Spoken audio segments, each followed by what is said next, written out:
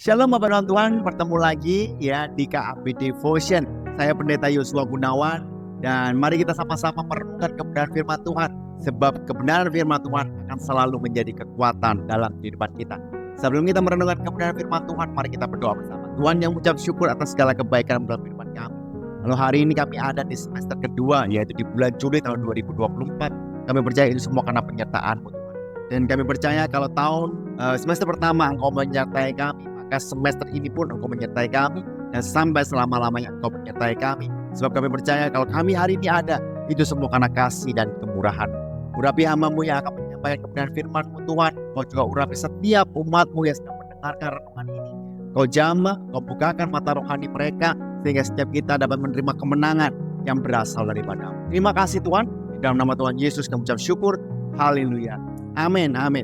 Nah Bapak bilang Tuhan, hari ini bulan ini tepatnya yaitu di bulan Juli, kita memiliki tema yaitu winning the war of mind atau memenangkan peperangan dalam pikiran kita. Nah Joyce Meyer pernah berkata bahwa every day in our life is a battlefield.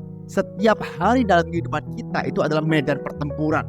Nah medan pertempuran ini tidak bisa dimenangkan lalu selamanya menang. Tapi setiap hari kita akan berhadapan dengan medan pertempuran ini. Karena saya percaya Bapak Ibu, kita hari ini ada karena sebuah keputusan yang kita lakukan pada masa lalu. Dan siapa kita ke depan adalah keputusan kita yang kita lakukan pada hari ini. Kalau hari ini kita dapat memenangkan peperangan dalam pikiran kita, maka saya percaya Bapak Ibu bahwa hari depan akan semakin baik. Meskipun dunia mungkin menjadi tidak baik atau semakin menakutkan. Tapi saya percaya kalau kita memiliki pola pikir yang benar, kita memiliki pikiran-pikiran kerajaan Allah, maka kita percaya bahwa segala perkara dapat aku tanggung di dalam Dia yang memberikan kekuatan kepada kita semua. Yang percaya katakan amin. Nah Bapak dan Tuhan, hari ini saya akan membawa renungan dari Filipi 4 ayat yang ke-6 sampai dengan ayat yang ke-7. Ya, Filipi 4 ayat yang ke-6 sampai dengan ayat yang ke-7. Nah ini ayat yang sangat terkenal. Nah, saya yakin Bapak Ibu bisa baca bersama-sama dengan saya. 2, 3. Janganlah hendaknya kamu khawatir tentang apapun juga, tetapi nyatakanlah dalam segala hal keinginanmu kepada Allah dalam doa dan permohonan dengan ucapan syukur. Lalu ayat 7 berkata, 2, 3, damai sejahtera Allah yang melampaui segala akal akan memelihara hati dan pikiranmu di dalam Kristus Yesus. Nah hari ini kita akan belajar karena hari ini kita berbicara mengenai memenangkan di medan pertempuran tentang pikiran kita. Yang pertama yaitu janganlah hendaknya kamu khawatir tentang apapun juga. Ya, saya percaya Bapak Ibu bahwa hal yang terpenting yang harus kita khawatirkan adalah hidup kita.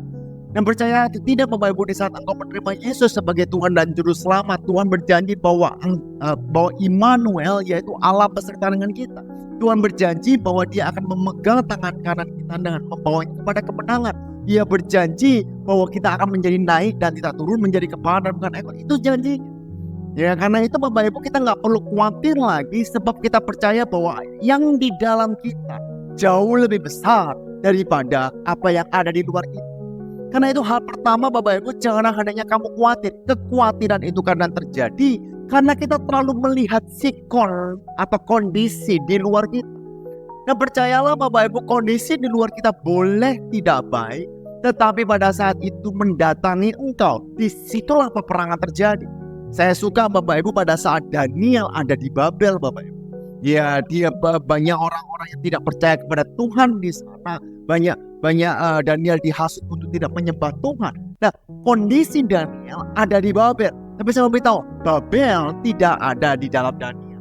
Nah, saya percaya bahwa kita ada di dunia ini, kita ada di bumi ini. Tapi saya percaya dan saya yakin dan saya berdoa, bumi atau dunia tidak ada dalam kehidupan kita.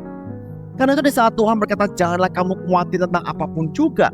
Itu artinya apa? Bahwa janji pemeliharaan Tuhan sempurna dalam kehidupan. Ya, kalau engkau memiliki kekhawatiran, yang harus kau lakukan cuma satu. Nyatakanlah dalam segala hal keinginanmu kepada Allah. Nyatakanlah dalam doa dan permohonan dengan ucapan syukur. Bukan dengan hati yang sedih, bukan hati yang patah hati, bukan hati yang hancur, tetapi dengan ucapan syukur.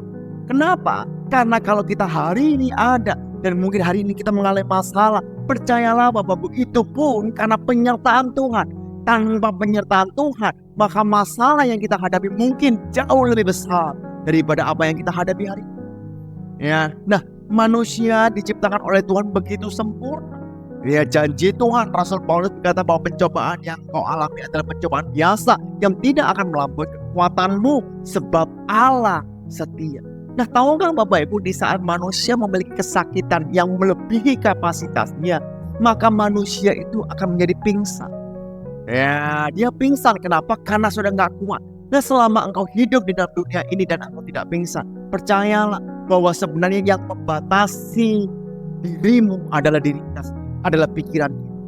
Karena itu kita perlu untuk merenungkan kebenaran firman Tuhan. Kita perlu membaca firman Tuhan. Untuk apa? Untuk menguatkan kita. Sehingga apapun keadaan kita, kondisi kita tidak kuat. Nah, kalau kita baca di ayat yang keempat, dikatakan Filipi 4 ayat 4 berkata bahwa bersukacitalah senantiasa dalam Tuhan. Sekali lagi kukatakan, bersukacitalah. Ayat kelima dikatakan, hendaknya kebaikan hatimu diketahui semua orang. Nah, mana mungkin kita bisa memberitakan sukacita kita, kebaikan kita kepada semua orang kalau kita sendiri mengalami ketakutan atau kekhawatiran. Semua orang memiliki ketakutan, semua orang memiliki kekhawatiran, tetapi kita tidak berenang-renang di dalam ketakutan dan kekhawatiran, tetapi justru kita menyerahkan kepada Tuhan, sebab Dialah sumber sukacita, Dialah sumber dari segala-galanya dalam kehidupan. Nah, lalu Bapak Ibu, kita baca ayat yang ke-7, dikatakan damai sejahtera Allah. Mengapa kita perlu menyampaikan segala hal dalam bentuk doa, permohonan, dan ucapan syukur? Sebab yang membuat kita merasa aman, yang membuat kita merasa kuat, bukan keadaan kita, bukan diri kita, tetapi damai sejahtera Allah yang melampaui segala akal. Dialah yang memelihara hati dan pikiran dalam Kristus. Jadi kalau kita balik pun sama, Bapak Ibu. Bagaimana supaya kita memiliki hati dan pikiran yang selalu berkenan kepada Allah, sehingga kita nggak takut, sehingga kita nggak khawatir. Dikatakan damai sejahtera Allah lah yang memelihara kehidupan. Nah, Bapak Ibu, saya nggak tahu apa yang kau alami. Ya, sebentar lagi kita akan ganti presiden. Banyak ketakutan terjadi di Amerika, Donald Trump ditembak dan sebagainya. Ya, ada kekacauan, kekeosan terjadi. Nah, semua orang mengalami ketakutan. Kenapa? Karena dolar, karena rupiah, karena harga ini, harga itu mulai naik turun, tidak terkendalikan. Tapi satu hal, damai sejahtera Allah, Dia yang memberikan damai, Dialah sumber damai sejahtera. Itulah yang memelihara pikiran. Kalau kita mau memfokuskan pikiran kita kepada hal-hal luar, percayalah Bapak Ibu, engkau akan hidup dalam ketakutan. Tapi kalau engkau memfokuskan pikiran Anda kepada Kristus, engkau akan memiliki damai sejahtera. Engkau tidak takut, engkau tidak khawatir, dan engkau hidup di dalam. Ya, saya berdoa Bapak Ibu, saat engkau merenungkan kebenaran firman, biarlah firman Tuhan ini mengubah kehidupan engkau, sehingga damai sejahtera Tuhan selalu memiliki setiap diri. Tuhan, aku berdoa untuk setiap mereka yang melihat tayangan ini. Mau berdoa di dalam nama Tuhan Yesus. Setiap mereka yang mengalami ketakutan, kekhawatiran akan masa depan, Engkau sendiri memelihara mereka, Engkau menjamah mereka di dalam nama Tuhan Yesus. Sebab kami percaya Tuhan, Engkaulah yang selalu memelihara kami. Engkau tidak pernah meninggalkan kami, dan Engkau selalu memeluk dan mengangkat kami. Bersama Engkau Tuhan kami melakukan perkara besar, dan kami percaya Immanuel, Engkau beserta kami. Kami berdoa untuk setiap mereka yang sakit, dengan bilur-bilur Engkau sembuhkan di dalam nama Tuhan Yesus.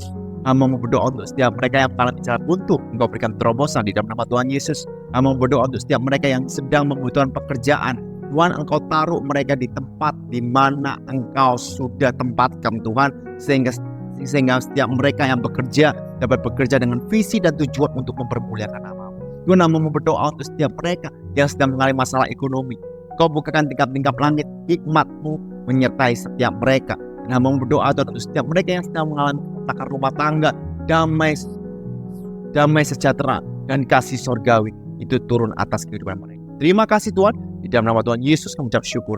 Haleluya. Amin. Tuhan Yesus memberkati.